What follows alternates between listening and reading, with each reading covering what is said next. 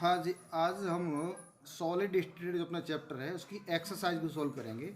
Exercise में question number है 1.11। इसमें गिवन है, हमको क्वेश्चन पढ़ेंगे बुक में, तो जेड इजिकल टू 4 दिया हुआ है, यानी कि एफसीसी स्ट्रक्चर दिया है। It mean Z equal to 4। उसकी edge length A equal to 4.07 10⁻⁸ D दिया हुआ है हमको, और एटॉमिक मास एजी का पूछा है। सीधा सीधा फॉर्मूला लगाएंगे, D equal to Z M upon N zero into A Q. इससे एम निकाल लेंगे, M equal to D into N zero into A Q upon Z. सबकी वैल्यू पुट कर देंगे, वैल्यू पुट करने के बाद इसको सॉल्व कर लेंगे। आंसर हमारा निकल के आ जाएगा 107 ग्राम पर मोल।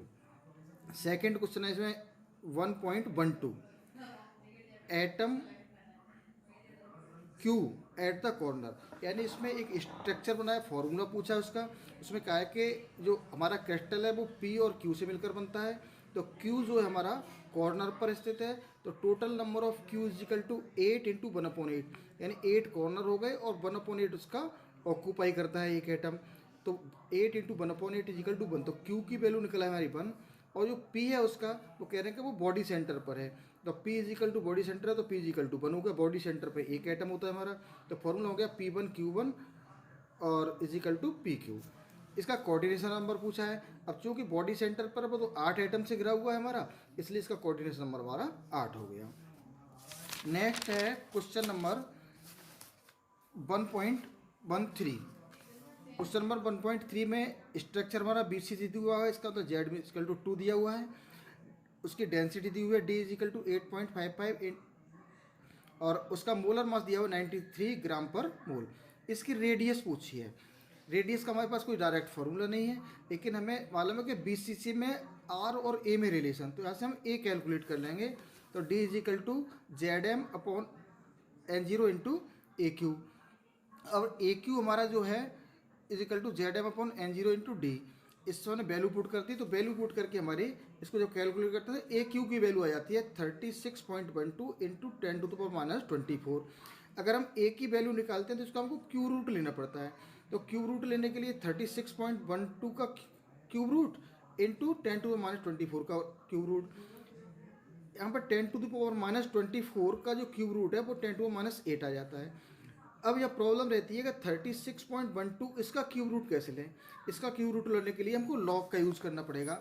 यहाँ देखते हैं, for calculating A from A Q, let X equal to 36.12 की power 1/3, taking log of both side, दोनों साइड लॉग ले लेंगे, तो log X equal to log 36.12 की पावर 1/3। और यहाँ पर एक फॉर्मूला लगेगा, log M raised to the power N equal to log N log M. तो एन हमारा यहाँ 1/3 है, तो एन लॉग एम 1/3 यहाँ पर आ गया। यहाँ पर लॉग की वैल्यू रखते हैं, लॉग 36.12। इसकी वैल्यू देखने की 36.12 की, इसको पॉइंट से पहले जितने भी डिजिट हैं उसको मानते हैं कि संख्या में कितने डिजिट हैं। तो संख्या में डिजिट 2 हैं, जितने डिजिट होते हैं उससे एक कम, तो 2 डिजिट था उससे एक कम, एक 1 पूर्णांश हो गया इसका। इसका पॉइंट वाला जो पार्ट हम कैसे देखेंगे, फिर हम इसको मान लेंगे कि पॉइंट हमारा नहीं है। तो 36 का 1 पे लॉग देखेंगे, तो 36 का 1 पे जो लॉग देखते हैं वो आता है 5577। और 36 का हमने 1 पे तो लॉग देख लिया, अब 2 रह गया, 2 पर मेन डिफरेंस देखेंगे, 2 पर मेन डिफरेंस 2 आता है, जैसे 5579। तुम्हारी वैल्यू आ जाती है लॉग 36.12 की 1.5579। इसको हमने सॉल्व कर लिया, तो लॉग एक्स इजिकल टू 0.5193। अब चूंकि इसका हमने लॉग लिया था, इसलिए यहाँ पे एंटी लॉग लेना पड़ेगा। एंटी लॉग लॉग का उल्टा होता है, तो taking anti log log x का, तो एक्स आ गया। इसका एंटी लॉग लेंगे तो पॉइंट से पहले जितना भी नंबर है, अगर 1 है तो 1, 2 है तो 2, यहाँ पर 0 है तो 0 है, तो जितना भी है उससे एक ज़्यादा, क्योंकि हमने यहाँ पर जब पूर्णांश इसका लिया था तो जितने डिजिट थे उससे एक कम लिया था हमने, यहाँ पर डिजिट से एक ज़्यादा। तो जितने भी हमारे यहाँ पर पूर्णांश आए हैं इसमें, उससे एक बढ़ा करके हम 10 टू दी पावर में रख देंगे। तो हमने ये रख दिया 10 टू दी पावर, सॉरी, जितने भी पूर्णांक आए हमारे उसको 10 टू दी पावर में, तो 10 टू दी पावर यहाँ पर हमारा हो जाएगा 0। तो यहाँ पर 10 पर 0 हो गया, तो 3.36 कैसे आ गया ये, हमने क्या किया 0.51 का 9 पर हमने एंटी लॉग देखा, तो 0.51 का 9 पे एंटी लॉग देखा तो 3304 आया, फिर 3 पे मीन डिफरेंस देखा तो 2 आया, तो 3306, यह गया 3306। लेकिन अब इसमें हम क्या करेंगे, हमेशा स्टार्टिंग से एक डिजिट छोड़ के डेसिमल लगाएंगे। तो 10⁻0 का मान 1 हो गया, तो 3.306 इसकी एक्स की वैल्यू निकल आई, यानी कि हमारी किसकी ए की वैल्यू निकल आई। तो यहाँ पर ए की वैल्यू हो गई 3.306 इंटू 10⁻⁻8 सेंटीमीटर। अब रिलेशन हमारे पास आर इजिकल टू √3/a, ये BCC के लिए हमने पढ़ चुके हैं पहले। तो यहाँ पर √3 की वैल्यू लगा दी हमने, और ए की वैल्यू जो निकाली थी वो लगा दी, 4 कैलकुलेट कर दिया। तो कैलकुलेट करने पर वहाँ पर यहाँ पर हमारे पास आर की वैल्यू कैलकुलेट हो गई इसमें। नेक्स्ट है 1.15, इसमें FCC स्ट्रक्चर दिया है तो Z इजिकल टू 4 हो गया, ए दिया हुआ है और M दिया हुआ है। डी पूछा है, इसमें सीधा फॉर्मूला लगाएंगे, D equal to ZM/0 into AQ, सब वैल्यू पुट करेंगे और इसको कैलकुलेट करके आंसर निकल आएगा हमारा। नेक्स्ट है गिवन फार्मूला ऑफ निकल ऑक्साइड, निकल ऑक्साइड का फार्मूला दिया है Ni 0.98O1। इसमें Ni डाई पॉजिटिव और Ni ट्राई पॉजिटिव, Ni में दोनों चीज़ें, Ni डाई पॉजिटिव भी है और Ni ट्राई पॉजिटिव भी है। तो पूछा है कितना परसेंट Ni डाई पॉजिटिव है, कितना परसेंट Ni ट्राई पॉजिटिव है। इसलिए यहाँ पे हमने मारिया let Ni di positive equal to X, then Ni type tri positive, total हमारा 0.98 था तो 0.98 माइनस X हो गया। यहाँ पर NiO में अगर देखते हैं तो O हमारा डाई नेगेटिव है, यानी टोटल नेगेटिव चार्ज इसमें 2 है हमारा। तो यहाँ पर total charge on the compound must be 0, यानी किसी भी कंपाउंड पर NiO जब बनेगा तो क्या होगा, टोटल चार्ज 0 होगा। तो total positive charge is equal to total negative charge.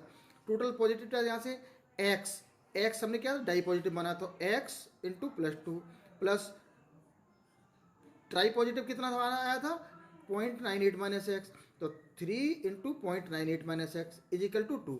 ये टोटल पॉजिटिव चार्ज होगा, इधर टोटल नेगेटिव चार्ज हो गया। इसको सॉल्व करते हैं तो इससे x की वैल्यू आ जाती है हमारी 0.94। इसका मतलब हमारा हो गया Ni डाई पॉजिटिव हो गया। अगर इस Ni डाई पॉजिटिव की परसेंटेज निकालते हैं तो percentage of Ni di positive is equal to 0.94 into 100/0.98 is equal to 96%। Then Ni tri positive 100/96 is equal to 4%। यहाँ पर ये हमने कैसे परसेंटेज निकाली कि हमारा जो 0.98 में जो था Ni डाई पॉजिटिव 0.94 निकला था, तो एक में कितना होगा 0.94/0.98 और 100 में कितना होगा 0.94 इंटू 100/0.98। नेक्स्ट है क्वेश्चन नंबर 1.19, इसमें दिया है FeO में Fe डाई पॉजिटिव कैटाइन है और O डाई नेगेटिव एनाइन है, और HCP अरेंजमेंट वो O डाई नेगेटिव बनाता है। तो let the number of particle of O di negative is equal to X हमने मान लिए। Then total number of octahedral void X हो गए, क्योंकि नंबर ऑफ पार्टिकल के बराबर होते हैं ऑक्टाहेड्रल वॉइड। अब यहाँ कह रहे हैं कि जो Fe डाई पॉजिटिव है वो टोटल जितने ऑक्टाहेड्रल वॉइड है उसका 2/3 ऑक्यूपाई करता है, ये क्वेश्चन में दिया हुआ है। तो number of Fe di positive equal to 2/3x, formula लगाएंगे तो Fe 2/2x/3 और OX x कैंसिल हो जाएगा, Fe 2/3O। इसको सॉल्व कर लेंगे, 3 का मल्टीप्लाई कर देंगे दोनों में तो Fe2O3। नेक्स्ट है हमारा क्वेश्चन नंबर 1.21, इसमें R इज इक्वल टू दिया हुआ है नैनोमीटर में, इसको हमने सेंटीमीटर में कन्वर्ट कर लिया, और यहाँ पर स्ट्रक्चर दिया हुआ है इसका FCC, तो इसकी A पूछी है। तो FCC में A और R में रिलेशन हमें पता है, A is equal to √2R, या वैल्यू रखती है हमने √2 की और R की, तो यहाँ से हमने कैलकुलेट कर लिया। इस तरह से हमारी एक्सरसाइज में जितनी भी न्यूमेरिकल प्रॉब्लम थी वो सारी सॉल्व हो गई हैं। इसके अलावा जितने भी क्वेश्चन हमारे एक्सरसाइज में हैं या इंटेक्ट क्वेश्चन हैं वो सारे के सारे थ्योरेटिकल बेस्ड हैं, उनको आप स्वयं सॉल्व कीजिए। अगर आपको कोई परेशानी हो तो मेरे नंबर 8077639688, दोबारा सुन लें 8077639698, इस पर संपर्क कर सकते हैं। Thank you.